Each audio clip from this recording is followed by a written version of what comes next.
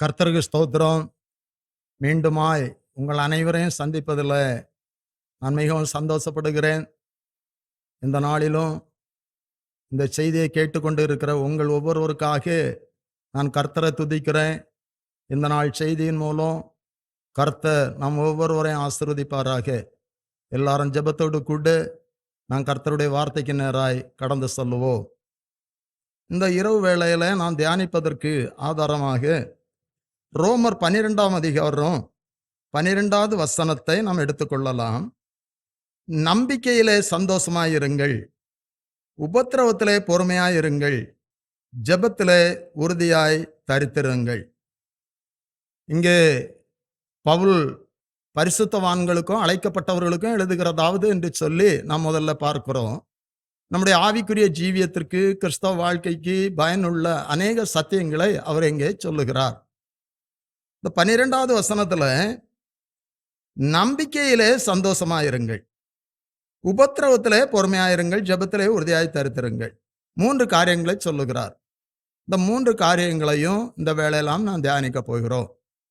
நம்முடைய வாழ்க்கையில இருக்க வேண்டிய முக்கியமான சத்தியத்தை இந்த வசனத்துல பவுல் மூலம் ஆவியானவர் நமக்கு தெரியப்படுத்துகிறார். முதலாவது, நம்பிக்கையிலே சந்தோஷமாயிருங்கள். நம்பிக்கை என்று சொன்னால், நான் எபிரேயர் 11ஆம் அதிகாரம் 1வது வசனத்துல இப்படியாக பார்க்கிறோம். விசுவாசமானது நம்பப்படுகிறவர்களின் உறுதியும் காணப்படாதவர்களின் நிச்சயமாய் இருக்கிறது. இப்போ விசுவாசம், நம்பிக்கை ஒன்றே ஒன்று சார்ந்தது தான். நம்பிக்கை நம்பப்படுகிறவர்களின் உறுதி அப்படி என்று சொல்லி விசுவாசத்தை குறித்து சொல்லப்பட்டே இருக்கிறது. இங்கே நம்பிக்கையில நாம் சந்தோஷமா இருக்க வேண்டும் என்று சொல்லப்பட்டே இருக்கிறது. நம்முடைய வாழ்க்கையில நாம் ஒரு காரியத்தை நம்பாமல் வாழ முடியாது. நம்ம அநேக காரியங்களை நம்பித்தான் இந்த உலகத்துல நாம் வாழ முடியும். நாம் பயணம் செய்கிற ஒரு வாகனம், பஸ்ஸு, ட்ரெயின், இது பாதுகாப்போடு நான் செல்லுகிற இடத்திற்கு கடந்து செல்லும், நான் செல்லுவேன் என்ற ஒரு நம்பிக்கையோடு தான் அந்த வாகனத்தில் நாம் ஏறுகிறோம். நாம் வெளியே வாகனத்தில் செல்லுகிறோம், அதிகமான விபத்துகள் ஏற்படுகிறது. ஆனாலும் கர்த்தர் நம்மை காத்துக்கொள்வார் என்ற ஒரு நம்பிக்கையோடு தான் நாம் செல்லுகிறோம். உணவை அருந்துகிறோம், விஷத்தன்மை இருக்குமோ என்று சொல்லி நாம் சந்தேகப்பட்டால் அதை நாம் உண்ண முடியாது. அதை நாம் நம்பிக்கையாக தான் அந்த காரியங்களை செய்கிறோம். நம்பிக்கை இல்லாதபடி இந்த உலகத்துல நாம் வாழ முடியாது. அதுல முக்கியமா நான் கர்த்தரை நம்புகிறவர்களா இருக்கணும், கர்த்தர் பேரில் நம்பிக்கை உள்ளவர்களா இருக்கணும். அதுதான் இங்க வேத வசனம் சொல்லுகிறது. நம்பிக்கையில நீங்கள் சந்தோஷமா இருங்கள். நம்முடைய வாழ்க்கையில நான் நம்பிக்கையில சந்தோஷம் உள்ளவர்களா இருக்க வேண்டும். நான் கர்த்தரை நம்புகிறதுல, நான் கர்த்தரை நம்புகிறேன், நான் அவரை நம்பி இருக்கிறேன், அவர் என்னை கைவிட மாட்டார், நான் உம்மை நம்பி இருக்கிறேன், ஒருபோதும் வெட்கப்பட்டு போகாதபடி என்னை கைவிடாதபடி காத்துக்கொள்ளும் என்று சொல்லி பக்தன் சொல்லுகிறார்.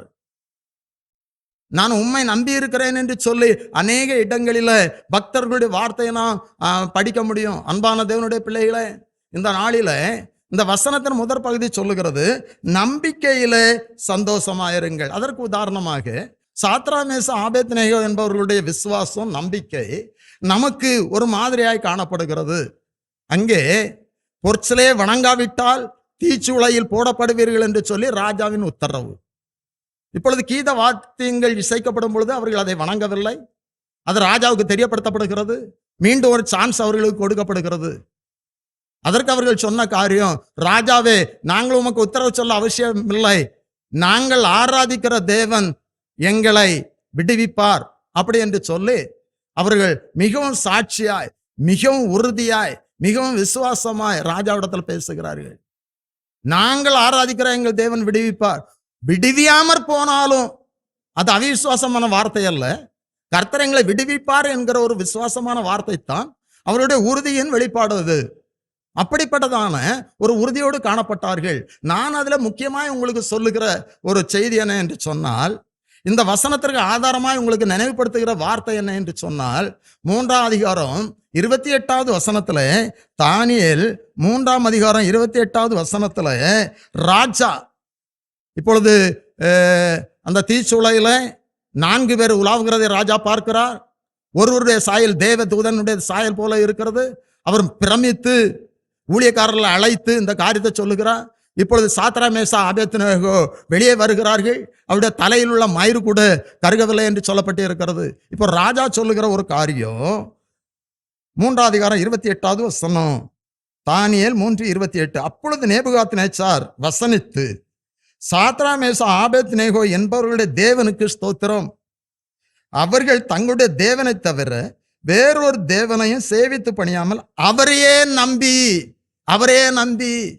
இங்க ராஜா சாட்சி சொல்லுகிறார். இந்த சாத்ரா மேசா ஆபேத்நேகோ தீச்சூளையிலிருந்து விடுவிக்கப்படுவதற்கு, காப்பாற்றப்படுவதற்கு காரணம் அவர்கள் கர்த்தரையே நம்பி. நான் உங்களுக்கு சொல்லுகிறேன் தேவ பிள்ளைகளே, நான் வாசித்த வசனத்துல 3 பகுதி சொல்லப்பட்டு இருக்கிறது. முதலாவது பகுதியை குறித்து நான் உங்களுக்கு விளக்கி கொண்டு இருக்கிறேன். நம்பிக்கையிலே சந்தோஷமாயிருங்கள். அப்படி என்று சொன்னால், சாத்ரா மேசா ஆபேத்நேகோ என்பவர்கள் அவர்களுக்கு எதிராக அந்த தீச்சூளை ஆயத்தப்படுத்திய போது, தீச்சூளையில போடப்பட்ட பொழுது அவர்களுக்கு ஒரு நம்பிக்கை இருந்தது. அந்த நம்பிக்கையில சந்தோஷமாயிருந்தார்கள். அதனால்தான் தேவதூதன் அங்கே இறங்கி வந்தா, அவர்களை விடுவித்தா. நான் நம்பிக்கையில சந்தோஷமா இருப்போம். நம்முடைய வாழ்க்கை பிரச்சனை நிறைந்த வாழ்க்கை தான். பிரச்சனை இல்லாத வாழ்க்கை நமக்கு வாக்கு பண்ணப்படவில்லை. அதனால இயேசு கிறிஸ்து சொன்னா, உலகத்துல உங்களுக்கு உபத்திரம் உண்டு, திடன் உங்களுக்கு உலகத்தை ஜெயித்தேன் என்று சொன்னா. ஒருவர் இப்படியாக சொன்னா, பிரச்சனை என் வாழ்க்கையில் இருந்தால் பரவாயில்லை, பிரச்சனையே என் வாழ்க்கையா இருக்கிறது என்று சொல்லு. சிலருடைய வாழ்க்கை அப்படித்தான், பிரச்சனை நிறைந்ததா இருக்கிறது. இந்த வசனத்தை கேட்டுக்கொண்டிருக்கிற தேவ பிள்ளைகளே, உங்களுடைய வாழ்க்கையில் அதிகமான பிரச்சனைகள் காணப்படலாம், அதிகமான போராட்டங்கள் காணப்படலாம்.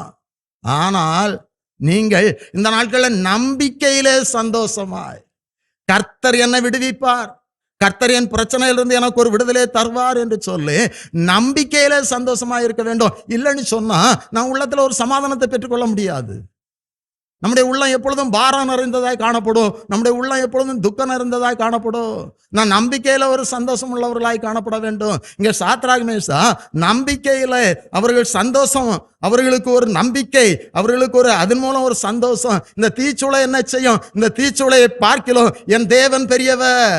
தீச்சூளைக்கு சாத்ராக் மேசா ஆபேத்நேகோ என்பவர்களை கட்டி கொண்டு போனவர்கள் கருகி மரித்து போனார்கள், இறந்து போனார்கள். ஆனா தீச்சூளையில் போடப்பட்ட சாத்ராக் மேசா ஆபேத்நேகோ அவருடைய தலைமயிர் கூட கருகவில்லை என்று சொல்லி இங்க பார்க்கிறோம். இது உண்மையா நடந்த காரியம்.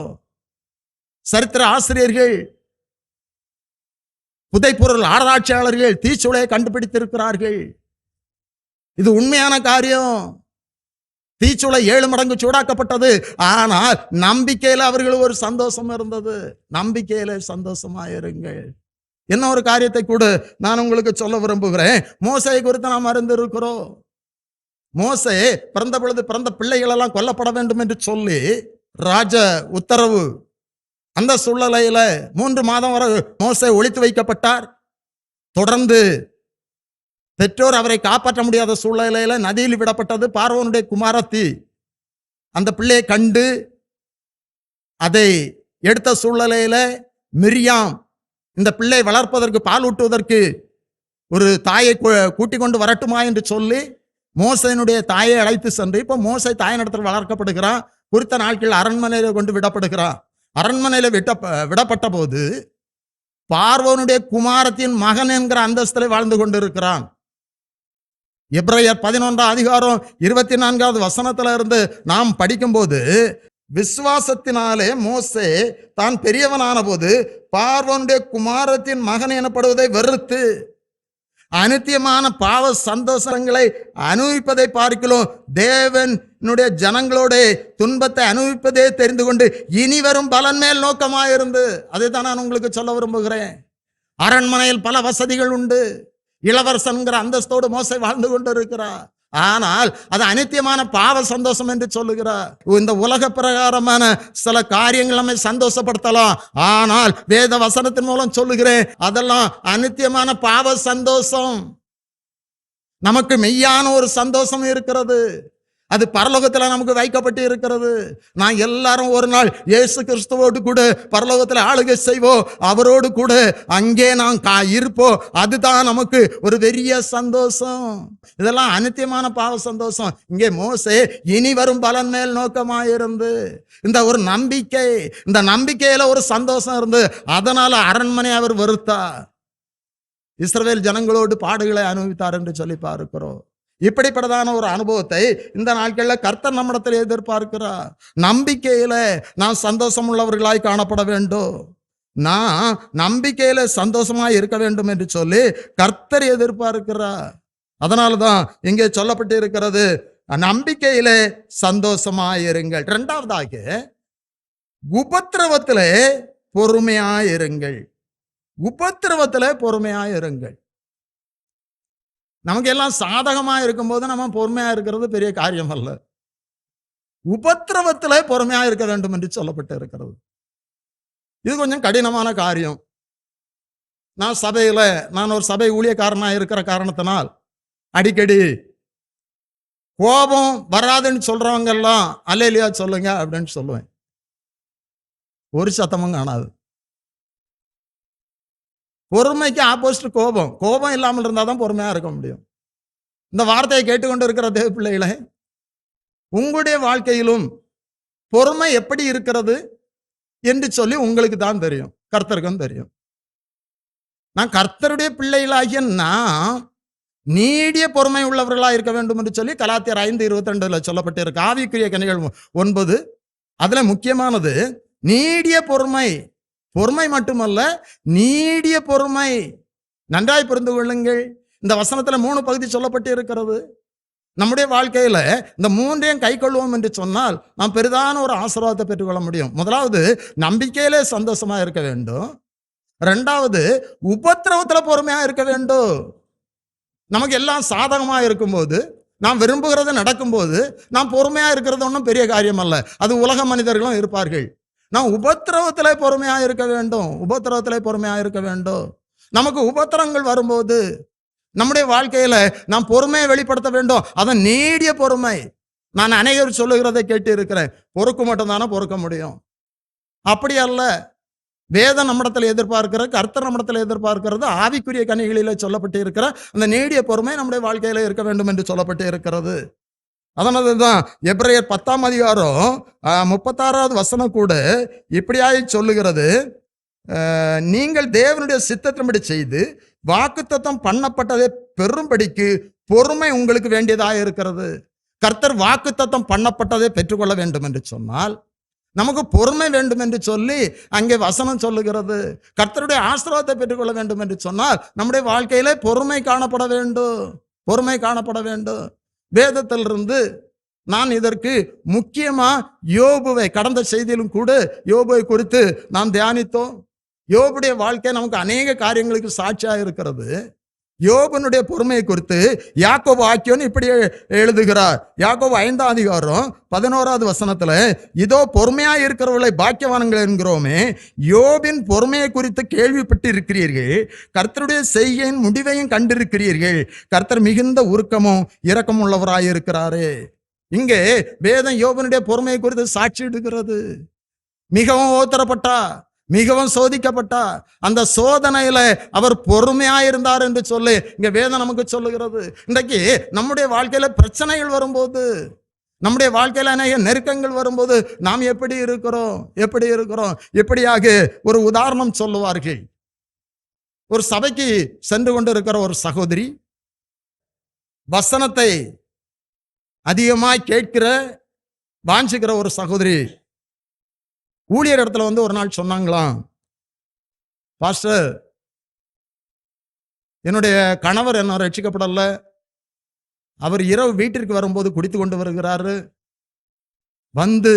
அவர் ஆத்திரத்துல எதையாவது பேசுகிறாரு, நான் கொஞ்ச நேரம் பொறுக்கிறேன், அதன் பிறகு என்னால பொறுக்க முடியல, நான் எதையாவது சொல்லி விடுகிறேன், அதுல எனக்கு ஆத்மாவில் துக்கம் வந்து விடுகிறது அப்படி என்று சொன்னார்களாம். அப்பொழுது அந்த ஊழியர் சொன்னாராம், சகோதரி, ஒரு காரியம் நீங்க செய்யுங்க, உங்க வீட்டுக்காரரு வீட்டுக்கு வந்த உடனே நீங்க வாய் நிறைய தண்ணீர் வைத்துக் கொள்ளுங்கள், அவர் தூங்குகிற வரையில இந்த தண்ணீரை நீங்க வாயிலிருந்து கொட்டக்கூடாது என்று சொல்லி. சகோதரி நினைத்தாங்க இது ஒரு பெரிய காரியம் அல்ல, இதை செய்து பார்க்கலாம் அப்படி என்று சொல்லி அப்படியே தன்னுடைய கணவர் வீட்டுக்கு வந்தாரு. வந்த உடனே பாஸ்டர் சொன்னபடி இவங்க வாய் நிறைய தண்ணீரை வைத்து கொண்டார்கள். அவர் கோபத்துல என்ன இல்லாம பேச ஆரம்பிச்சார். சாப்பாடு சரியில்லை, குழம்பு சரியில்லைன்னு திட்ட ஆரம்பிச்சார். இப்பொழுது ஒரு கண்டிஷன், வாயில இருக்கிற தண்ணி அவர் தூங்குறவரை தான் கொட்டக்கூடாது. இப்பொழுது இந்த சகோதரிக்கு கொஞ்ச நேரம் பொறுமை இருந்தது, அதுக்கு ஒரு ஆத்திரம் வந்தது. இப்ப வா திறக்க முடியல. அதனால அப்படியே சில நாட்கள் கடந்தது. அவர் பேசி பேசி பார்த்தாரு பல நாள், இங்க ரியாக்ஷன் ஒண்ணும் இல்லை. அவர் அப்படியே அமதலாகி என் மனைவி எல்லாவற்றையும் பொறுக்கிறா, ரொம்ப பொறுமையா இருக்கிறா, அவள் போற சபைக்கு நானும் போகணும் அப்படின்னு சொல்லி சகோதரியோடு கூட அவரும் சபைக்கு போனாரும், ரட்சிக்கப்பட்டாராம். இன்றைக்கு இந்த வார்த்தையை கேட்டுக்கொண்டுகிற உங்களுக்கு பொறுமை எப்படி இருக்கிறது? நம்ம பொறுக்கிறோம், சில காரியங்களை ஆத்திரப்பட்டுறோம். இன்றைக்கு வசனம் சொல்லுகிறது உபத்திரவத்திலே பொறுமையாயிருங்கள். யோபு உபத்திரத்திலே பொறுமையாயிருந்தா, அதனாலதான் அவர் பெரிதான ஆசீர்வாதத்தை அவர் பெற்றுக்கொள்ள முடிந்தது. என்ன அநேக பேரை நம்ம வேதத்துல பார்க்க முடியும். அங்கே சங்கீதம் 40ஆம் அதிகாரம் 1வது வசனத்துல, கர்த்தருக்காக பொறுமையுடன் காத்திருந்தேன், அவர் என்னிடமாய் சாய்ந்து என் கூப்பிடுதலை கேட்டா. தாவீதுடைய வாழ்க்கையில எவ்வளவோ பிரச்சனை, எவ்வளவோ பிரச்சனை. சவுல் கொல்வதற்காக தேடினா, அப்சலோம் கொல்வதற்காக தேடினா, ஆனால் அவர் அந்த நேரத்துல எல்லாம் மிகவும் பொறுமையாக தன்னுடைய ஜீவியத்தை காத்துக்கொண்டாரு. சவுல் தாவீதை கொல்வதற்காக முயற்சி செய்த சூழ்நிலைகளிலே சவுலை தாவீதுடைய கரத்திலே கர்த்தர் ஒப்பு கொடுத்தார். தாவீது கொல்வதற்கு அதிகமான ஒரு வாய்ப்பு அங்கே இருந்தது. தாவீதோடு இருந்த தளபதி சொன்னான் கொண்டு போடுவோம் என்று சொல்லி. ஆனால் தாவீது சொன்னா, அவர் யுத்தத்திலோ தன் காலம் வந்தோ அவர் மரித்தால் ஒழிய என் கையினால அவர் மரிக்க கூடாது என்று சொல்லி. எப்படிப்பட்டதான பொறுமை! தன்னுடைய எதிரியின் இடத்துல அவர் பொறுமையை வெளிப்படுத்தினார். அன்பான தேவனுடைய பிள்ளைகளே, இன்றைக்கு நம்மிடத்தில் அன்பாயிருக்கிறவர்கள் அன்பாயிருக்கிறது, பொறுமையா இருக்கிறது பெரிய காரியம் அல்ல. நம்ம எதிர்க்கிறவர்கள் நம்மிடத்துல தேவையில்லாத காரியங்களை செய்து நம்மை ஆத்திரப்படுத்துகிறவர்களிடத்துல நம்ம பொறுமையா இருக்க வேண்டும். ஆவிக்குரிய கனிகள் நீடிய பொறுமை நம்மிடத்தில் வெளிப்பட வேண்டும். அதுதான் கர்த்தர் எதிர்பார்க்கிறாரு. அதனால்தான் இங்க சொல்லப்பட்டு இருக்கிறது, உபத்திரவத்திலே பொறுமையாயிருங்க. இங்க தாவீது, நான் கர்த்தருக்காக பொறுமையுடன் காத்திருந்தேன், அவர் என்னிடமாய் சாய்ந்து என் கூப்பிடுதலை கேட்டா. என்னிடமாய் சாய்ந்து கர்த்தர் தாவீது பக்கம் துணை நின்று அவரிடமாய் சாய்ந்து அவரை அந்த உபத்திரவத்திலிருந்து விடுவித்து ராஜாவாக உயர்த்தினார். மீண்டும் ராஜ அந்த ஸ்தானத்துல தாவீதை உயர்த்தினார். தாவீதை கர்த்தர் ஆசீர்வதித்தார். அன்பான தேவனுடைய பிள்ளைகளே, நாம் உபத்திரவத்திலே பொறுமையா இருப்போம் என்று சொன்னால் கர்த்தர் நம்மை அவருடைய ஆசீர்வாதத்தினால் ஆசீர்வதிப்பா. அந்த பொறுமைக்கு ஒரு பலன் இருக்கிறது. அதனால் தான் வாக்குத்தத்தம் பண்ணப்பட்டதை நாம் பெற்றுக்கொள்ள நமக்கு பொறுமை வேண்டியதா இருக்கிறது என்று சொல்லப்பட்டு இருக்கிறது. லூக்கா 21ஆம் அதிகாரம் 19வது வசனத்துல, உங்கள் பொறுமையினால் உங்கள் ஆத்துமாக்களை காத்துக்கொள்ளுங்கள் என்று சொல்லப்பட்டு இருக்கிறது. நம்முடைய ஆத்துமாக்களை காத்துக்கொள்ள வேண்டும் என்று சொன்னால் நாம் பொறுமை உள்ளவர்களாக இருக்க வேண்டும். நம்ம ஆத்திரப்பட்டோம்னு சொன்னா ஆத்மா. இப்ப மோசேயை குறித்து கடந்த செய்தியிலும் கூட நாம் தியானித்தோம். மோசே மிகவும் சாந்த குணம் உள்ளவன் என்று சொல்லி நாம் வேதத்துல படிக்கிறோம். ஆனாலும் மலையிலிருந்து அவர் இறங்கி வரும் பொழுது இஸ்ரவேல் ஜனங்கள் தங்களை கெடுத்துக்கொண்ட ஒரு சூழ்நிலையில அவர் ஆத்திரப்பட்டு விட்டார். கற்பலையை போட்டு உடைத்து விட்டார். இன்னொரு இடத்துல தண்ணீருக்காக ஜனங்கள் அழுத பொழுது கர்த்தர் சொன்னார், கண்மலையை பார்த்து பேசு என்று சொன்னார். ஆனா வணங்கா கழுத்துள்ள ஜனங்கள் என்று சொல்லி அவர் டென்ஷன் ஆகி கண்மலையை பார்த்து பேசுறதுக்கு பதில் கண்மலை பார்த்து அடித்தார். அங்கே தண்ணீர் வந்தது. ஆனால் கர்த்தர் சொன்னார், என்னை நீங்கள் கனம் பண்ணாத காரணத்தினால் நீங்கள் கானானுக்குள் செல்ல முடியாது என்று சொல்லி. மோசே அழைக்கப்பட்டவர் தான். மோசே இஸ்ரவேல் ஜனங்களை வழிநடத்தத்தக்கதான பெரிய கிருபைகளை பெற்றவர் தான். மோசையோடு இருந்து கர்த்தர் பெரிய காரியங்களை செய்தார். ஆனால் நாம் சிந்திக்க வேண்டிய ஒரு காரியம், வாக்குத்தத்தம் பண்ணப்பட்ட அந்த கானானை இந்த மோசே சென்றடையவில்லை. அதற்கு சில காரணங்கள். இங்கே கற்பலகை போட்டு உடைத்தது, கண்மலையை பார்த்து பேசு என்று சொன்ன அடித்தது இது காரணமாய் இருக்கலாம் என்று சொல்லு. வேதத்தின் மூலம் நாம் அறிய முடிகிறது. அன்பான தேவனுடைய பிள்ளைகளே, நம்முடைய ஆத்திரத்தினால ஆசீர்வாதங்களை இழந்து போய்விடக்கூடாது. பரலோக ராஜ்யத்தை நாம் இழந்து போய்விடக்கூடாது. இன்றைக்கு கோபம் கொண்டாலும் பாவம் செய்யாத என்று சொல்லி வசனம் சொல்லுகிறது. நான் கோபத்தினால நான் விரும்பாத அநேக காரியங்களை செய்து விடுகிறோம். கோபத்தினால தான் கொலைகள் நடக்கிறது, வீட்டில் அநேக வீடுகளில் பிரச்சனை நடக்கிறது. இதற்கு பொறுமை தேவையாய் இருக்கிறது. அதனால தான் வேதம் சொல்லுகிறது, உபத்திரவத்திலே பொறுமையாயிருங்கள், உபத்திரவத்திலே பொறுமையாயிருங்கள் என்று சொல்லி. அப்போ முதலாவது நம்பிக்கையில சந்தோஷமா இருங்கள். இரண்டாவது உபத்திரவத்திலே பொறுமையாயிருங்கள், உபத்திரவத்திலே பொறுமையாயிருங்கள். இந்த வசனத்தை கேட்டுக்கொண்டிருக்கிற தேவ பிள்ளைகளே, உங்களுடைய வாழ்க்கையிலும் உபத்திரத்தின் வழியாய் நீங்கள் கடந்து வரலாம். அந்த உபத்திரவத்தில் நாம் பொறுமையா இருப்போம் என்று சொன்னால் நிச்சயமாய் கர்த்தர் வாக்குத்தத்தம் பண்ணப்பட்ட ஆசீர்வாதங்களை நாம் பெற்றுக்கொள்வோம், நாம் ஆசீர்வதிக்கப்படுவோம். அநேக குடும்பங்கள்ல இன்றைக்கு சமாதானம் இல்லாததற்கு காரணம் பொறுமை இல்லாதனால, கோபத்தினால, கணவன் மனைவிக்குள்ள பிரச்சனை. ஒரு சகோதரி என்னிடத்துல ஒரு நாள் சொன்னார்கள், பாஸ்டர், என் வீட்டுக்காரன் நானும் பேசி 6 மாசம் ஆச்சு, 6 மாசம் ஆச்சு. பிள்ளைகளை இதை பார்ப்பார்கள், பிள்ளைகளுடைய வாழ்க்கை பாதிக்கும். எங்க வீட்டில் ஒரே சண்டை, நாங்க பேசி 6 மாசம் ஆச்சு, ஒரே வீட்டில் தான் வசிக்கிறாங்க. அதெல்லாம் ஊழியத்தில் பங்குள்ளவர்கள். அவருடைய வாழ்க்கை அனைவரும் பார்க்கிறார், நம்முடைய வாழ்க்கை அனைவரும் பார்க்கிறார்கள். இந்த வார்த்தையை கேட்டுக்கொண்டிருக்கிற தேவ பிள்ளைகளை, நாம ஒரு தீர்மானம் எடுப்போம். இனி நான் கோபப்பட மாட்டேன், ரொம்ப பொறுமையா இருப்பேன், உபத்திரவத்தில் பொறுமையா இருப்பேன். அப்படி என்று சொன்னால் கர்த்தருடைய சமாதானத்தை, ஆசீர்வாதத்தை நான் பெற்றுக்கொள்ள முடியும். நான் வீட்டிலே கோபப்பட மாட்டேன், மற்றவரிடத்துல கோபப்பட மாட்டேன், நான் பொறுமையா இருப்பேன் என்று சொல்லி ஒரு தீர்மானத்திற்குள் கடந்து செல்வோம். கர்த்தர் உதவி செய்வார். மூன்றாவது பகுதி இப்படியாக சொல்லுகிறது, ஜெபத்திலே உறுதியாய் தரித்திருங்கள், ஜெபத்திலே உறுதியாய் தரித்திருங்கள். இன்றைக்கு நம்முடைய ஜீவியம் எப்படி இருக்கிறது? நான் ஜெபத்திலே உறுதியாய் தரித்திருக்க வேண்டும். இந்த 3 வார்த்தைகளையும் உங்களுடைய மனதிலே பதித்துக் கொள்ளுங்கள். நம்முடைய ஜீவியத்திற்கு மிகவும் முக்கியமான ஒரு காரியம். ஆவிக்குரிய ஜீவியத்திற்கும் இது மிகவும் பயனா இருக்கும். ஒருவேளை இதுவரை ரட்சிக்கப்படாத யாராவது இந்த வார்த்தையை நீங்கள் கேட்பீர்கள் என்று சொன்னால், உங்களுடைய வாழ்க்கையிலும் இந்த வசனத்தை நீங்கள் கை கொள்ளுவீர்கள் என்று சொன்னால், நிச்சயமாய் பெரிதான ஒரு ஆசீர்வாதம் உங்களுடைய வாழ்க்கையில உண்டாகும். ஜெபத்திலே உறுதியாய் தரித்திருங்கள், உறுதியாய் தரித்திருங்கள். இன்றைக்கு உலக பிரகாரமான அநேக உறுதிகள் நம்மிடத்துல இருக்கும். சிலவங்க சொல்லுவாங்க, கிராமங்கள்ல எல்லாம் சொல்றதை பார்த்துருக்கிறேன், எங்களுடைய ஊர்ல எல்லாம் சொல்றத பார்த்துருக்கிறேன், நான் உயிர் இருக்கு மட்டும் அவள்கிட்ட பேச மாட்டேன், அவன்கிட்ட பேச மாட்டேன். அதுல ஒரு உறுதி. இது என்ன உறுதியோ தெரியல. இந்த உறுதியெல்லாம் வேதம் நம்மளுக்கு அனுமதிக்கல. நம்ம உறுதியா விசுவாசத்துல உறுதியா இருக்க வேண்டும் என்று சொல்லி வசனம் சொல்லுகிறது. இங்க ஜெபத்திலே உறுதியாய் தரித்திருக்க வேண்டும். இன்றைக்கு அநேக பேர் செல்லு பார்க்கறதுல உறுதியாய் தரித்திருப்பார்கள். எப்ப பார்த்தாலும் செல்ல பார்த்துட்டு இருப்பாங்க. நான் அநேக செய்திகள்ல சபையிலும் கூட சொல்றது தான், அநேகருடைய ஆவிக்குரிய ஜீவியத்திற்கு, ஜெப வாழ்க்கைக்கு செல்லு ஒரு தடையா இருக்கிறது, செல்லு ஒரு தடையா இருக்கிறது. செல்லு தடையா இருந்தா போட்டு உடைங்க. ஆனா அநேக பேர் என்கிட்ட கம்ப்ளைண்ட் சொல்லி இருக்கிறாங்க, வீட்டுல கோபத்துல கணவன் மனைவி சண்டைக்குள்ள அல்லது பெற்றோர் பிள்ளைகளுள்ள சண்டைக்குள்ள 50,000 ரூபாய்க்கு வாங்கின செல்லை போட்டு உடைச்சிட்டாங்க அப்படின்னு சொல்லி என்கிட்ட கம்ப்ளைண்ட் பண்ணி இருக்கிறாங்க. சண்டை வந்துன்னா உடைக்கிறீங்க, உங்க ஆவிக்குரிய ஜீவியத்துக்கு தடையா இருந்தன்னா, இடையூறா இருந்தா அதை போட்டு உடைங்க. அது கர்த்தருக்கு பிரியமான காரியம். இன்றைக்கு நாம் எதுல உறுதியாய் தரித்திருக்கிறோம்?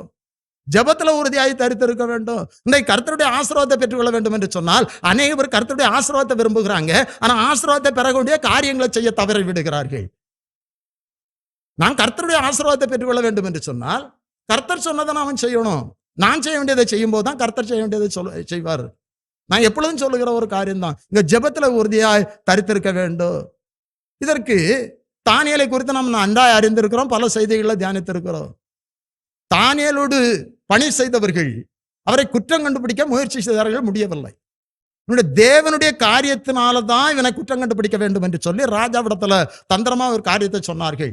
30 நாள் வரைக்கும் உம்மை தவிர வேற யாரை நோக்கி விண்ணப்பம் பண்ணக்கூடாதுன்னு சொல்லி. அப்படி யாராவது விண்ணப்பம் பண்ணா அவங்க சிங்க குகையில் போடப்பட வேண்டும். பல செய்திகள்ல நம்ம தியானிக்கிற ஒரு காரியம்தான். இதற்கு ஆதாரமா ஒரு முறை கூட உங்களுக்கு நினைவுபடுத்துகிறேன். இங்கே யாராவது 30 நாள் வரைக்கும் ராஜாவை தவிர வேற யாரையும் நோக்கி விண்ணப்பம் பண்ணினா சிங்கக்கபியில் போடப்படுவார்கள் என்று சொல்லி ராஜா கட்டளை பிறப்பித்த சூழ்நிலையில தானியேல் தான் முன்பு செய்து வந்தபடியும் படியே 3 வேளையும் அவர் ஜெபித்து கொண்டிருக்கிறார். தானியேல் 6ஆம் அதிகாரம் 10வது வசனத்துல நாம படிக்கும்போது இப்படியாய் சொல்லப்பட்டு இருக்கிறது. தானியேலோ வென்றால் அந்த பத்திரத்திற்கு கையெழுத்து வைக்கப்பட்டதென்று அறிந்த போதிலும் தன் வீட்டுக்குள்ளே போய் தான் மேல் அறையிலே எருசலேமுக்கு நேராய் பலகணிகளை திறந்திருக்க அங்கே தான் முன்பு செய்து வந்தபடியே தினமும் 3 வேளையும் தன் தேவனுக்கு முன்பாக முழங்கால் படியிட்டு ஜெபம் பண்ணி ஸ்தோத்திரம் செலுத்தினான். முழங்கால் படியிட்டு ஜெபம் பண்ணாராம். அந்த சூழ்நிலையில தானியேலுக்கு ஒரு 80 வயது இருக்கும் என்று சொல்லி சொல்லப்படுகிறது. அந்த 80 வயதிலோ அவர் முழங்கால் படியிட்டு 3 வேளையும் ஜெபித்தார் என்று சொல்லி பார்க்கிறோம். ஜெபத்திலே உறுதியாய் தரித்திருந்தா சூழ்நிலை எப்படி இருந்தாலும் சிங்கக்கபியில் போடப்படுவேன் என்று சொல்லி அவர் அறிந்த பிறகும் கூட நான் ஜெபத்தை நிறுத்த மாட்டேன் என்று சொல்லி இன்றைக்கு ஜெபம் பண்ணுவதற்கு அநேக காரணங்களை சொல்லுகிறார்கள். சிலர்கிட்ட எவ்வளவு நேரம் ஜெபிக்கிறீங்கன்னு சொன்னா அவங்களால சரியா சொல்ல முடியல, என்னால முடியல, எனக்கு அந்த வேலை, எனக்கு பிரச்சனை அப்படி என்று சொல்லுகிறார்கள். அன்பான தேவனுடைய பிள்ளைகளை, ஜெபிப்பதற்கு எந்த காரியம் தடையா இருக்கக்கூடாது, நாம் காரணங்களை சொல்லக்கூடாது. இந்த நாட்களில் ஜெபத்துல நாம் உறுதியாய் தரித்திருக்க வேண்டும். ஜெபம் கர்த்தர் நமக்கு தந்திருக்கிற ஒரு பெரிய ஆயுதம், ஆசீர்வாதத்தை பெற்றுக்கொள்ளுகிற ஒரு பெரிய வழி. ஜெபத்தை குறித்து நாம் எல்லாரும் அறிந்திருக்கிறோம். ஜெபத்தின் மூலம் கர்த்தரோடு நாம பேசுகிறோம். ஒரு மனிதனோடு பேசுவதற்கு நமக்கு அதிகமான விருப்பம் இருக்கிறது. நமக்கு பிரியமானவர்களோடு பேசுவதற்கு அதிகமாக நாம் சந்தோஷப்படுகிறோம், அதிகமாக ஆசைப்படுகிறோம். நாம் தினமும் தானியேலை போன்ற 3 வேளையும் கர்த்தரோடு ஜெபம் பண்ணணும், இடைவிடாமல் ஜெபம் பண்ணுங்கள் என்று சொல்லி கொலோசியர் 4ஆம் அதிகாரம் 2வது வசனத்துல சொல்லப்பட்டு இருக்கிறது. லூக்கா 18ஆம் அதிகாரம் 1வது வசனத்துல சோர்ந்து போகாமல் எப்பொழுதும் ஜெபம் பண்ணுங்கள் என்று சொல்லி அங்கே ஒரு ஓமே இயேசு கிறிஸ்து சொல்லுகிறார். நான் எப்பொழுதும் இயேசு கிறிஸ்து ஊழிய நாட்களில அவர் மலைகளில போய் வனாந்தரத்துல போய் அதிகமாய் ஜெபம் பண்ணினா நமக்கு சாட்சியாய் மாதிரியா அவர் காணப்படுகிறார். அன்பான தேவனுடைய பிள்ளைகளை, இந்த நாட்களில ஜெபிக்கிற ஒரு ஆத்துமா தோற்று போகாது. நமக்கு ஜெயம் கிடைப்பதற்கு வழி ஜெபம். ஜெபத்திலே உறுதியாய் தரித்திருங்கள். அப்போஸ்தலர் 2ஆம் அதிகாரம் 42வது வசனத்துல பார்க்கிறோம். அவர்கள் அப்போஸ்தலருடைய உபதேசத்திலும் அந்யோன்யத்திலும் அப்பம் பிக்குதலிலும் ஜெபம் பண்ணுதலும் உறுதியாய் தரித்திருந்தார்கள். ஆதி திருச்சபையில விசுவாசிகள் அப்படித்தான் காணப்பட்டார்கள். 3000 பேர் ரட்சிக்கப்பட்டார்கள். இப்படிப்பட்டதான ஒரு அனுபவத்திலே காணப்பட்டார்கள். இன்றைக்கு கிறிஸ்தவர்கள் என்று சொல்லுகிறார்கள். 1 மணி நேரம் கூட ஜெபிக்காத அநேக பேர் காணப்படுகிறார்கள். கர்த்தரை அறிந்த ஆத்துமா குறைந்தது 1 மணி நேரமாவது தனி ஜெபம் பண்ண வேண்டும். ஊழியக்காரங்க குறைந்தது 3 மணி நேரமா, அதுக்கு மேல 5 மணி நேரம் 6 மணி நேரம் ஜெபிக்கிறவங்க இருக்கிறாங்க. ஊழியக்காரங்க குறைஞ்சது ஒரு 3 மணி நேரமாவது ஜெபம் பண்ண வேண்டும் என்று சொல்லி என்னுடைய சில நாட்கள் நமக்கு முடியாமல் இருக்கலாம், சில நாட்கள் அதிகமாக ஜெபிக்கலாம். ஆனால் கண்டிப்பாக நான் ஜெபத்துல உறுதியாய் தரித்திருக்க வேண்டும். வசனம் அப்படித்தான் சொல்லுகிறது. கர்த்தர் நம்மிடத்துல அதுதான் எதிர்பார்க்கிறார். அன்னாள் என்ற ஒரு விதவை 84 வயது உள்ளவளாய் இருந்தாள். லூக்கா 2ஆம் அதிகாரம் 37ஆம் வசனம் இப்படியாய் சொல்லுகிறது. 84 வயதுள்ள அந்த விதவை தேவாலயத்தை விட்டு நீங்காமல் இரவும் பகலும் உபவாசித்து ஜெபம் பண்ணி ஆராதனை செய்து கொண்டிருந்தாள். அதற்கு முந்தின வசனத்துல அவளுடைய பெயர் அன்னாள் என்று சொல்லி பார்க்கிறோம். அன்பான தேவனுடைய பிள்ளைகளை, அவள் 84 வயதிலும் ஜெபத்திலே உறுதியாக இருந்தாள். நான் 3 காரியங்களை உங்களுக்கு சொன்னேன். நாம் இந்த 3 காரியங்களையும் நம்முடைய வாழ்க்கையில நாம் கடைபிடிக்க வேண்டும். திருவசனத்தை கேட்கிறவர்களாக மட்டுமல்ல, அதன்படி நடக்கிறவர்களாக இருங்கள் என்று சொல்லப்பட்டு இருக்கிறது. இங்கே நம்பிக்கையிலே சந்தோஷமா இருங்கள், உபத்திரவத்திலே பொறுமையாயிருங்கள், ஜெபத்திலே உறுதியாய் தரித்திருங்கள். இந்த 3 அனுபவத்தையும் நம்முடைய வாழ்க்கையில அபியாசப்படுத்துவோம் என்று சொன்னால் நிச்சயமாகவே பெரிதான ஒரு சமாதானத்தை ஆசீர்வாதத்தையும் பெற்றுக்கொள்வோம். நான் ஜெபம் பண்ணுவோம். எங்களை அதிகமாய் நேசிக்கின்ற எங்கள் பரிசுத்த பரலோகத்தின் பிதாவே, திருவசனத்தை கேட்கிறவர்களாக மட்டுமல்ல, அதன்படி நடக்கிறவர்களாக ஜீவிக்கிறவர்களாக இருங்கள் என்று சொல்லி உம்முடைய வார்த்தை சொல்லுகிறதப்பா. பரிசுத்தவான்களுக்கு தெரிந்து கொள்ளப்பட்டவர்களுக்கு பவுல் எழுதும்போது, கர்த்தாவே நீங்கள் நம்பிக்கையில சந்தோஷமாயிருங்கள், உபத்திரவத்திலே பொறுமையாயிருங்கள், ஜெபத்திலே உறுதியாய் தரித்திருங்கள் என்று சொல்லி எழுதுகிறார். இன்றைக்கு ஆவியானவர் எங்களுக்கு இதை நீர் சொல்லுகிறேன். இந்த வசனத்தை நாங்கள் கை கொள்ள எங்களுக்கு கிருபை செய்யும் அப்பா. இந்த வசனத்தை கேட்ட ஒவ்வொருவருக்கும் ஆடியன் கெஞ்சி ஜெபிக்கிறேன். ஒவ்வொருடைய வாழ்க்கையிலும் இப்படிப்பட்டதான அனுபவத்தை கை கொண்டு வாழ உம்முடைய ஆசீர்வாதத்தை பெற்றுக்கொள்ள நீர் உதவி செய்யும்படியாய் ஜெபிக்கிறேன் அப்பா. வசனத்தை கேட்ட ஒவ்வொருவரையும், ஒவ்வொரு குடும்பத்தையும், பிள்ளைகளையும் ஆசீர்வதியும். ஒவ்வொருடைய வாழ்க்கையிலும் காணப்படுகின்ற பிரச்சனைகள், போராட்டங்கள் இயேசுவின் நாமத்தில் மாறட்டும்.